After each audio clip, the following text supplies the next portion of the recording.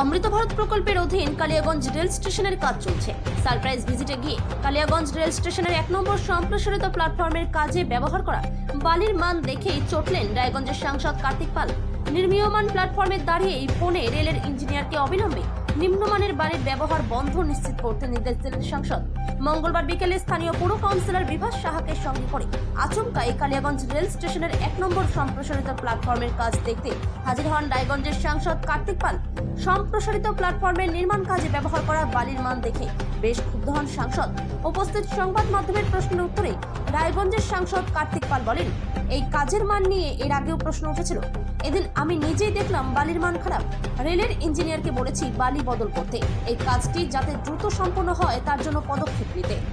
আজকে অমৃত ভারত স্টেশনের যে কাজ হচ্ছে, মোটামুটি প্রথম যে স্টেজটা সেটার কাজ কমপ্লিট, কিন্তু কালিয়াগঞ্জের একটা সবচেয়ে বড় সমস্যা ছিল, সেটা হচ্ছে প্ল্যাটফর্ম ছোট ছিল, তার জন্য ট্রেন দাঁড়ালেও কিছু ট্রেনের যে কামরা সেটা আমাদের লাইনের ধারে থাকতো, মানুষ উঠতে অসুবিধা হতো। তার জন্য একটা নতুন প্ল্যাটফর্ম এক্সটেনশন হচ্ছে, সেটাই দেখতে এলাম।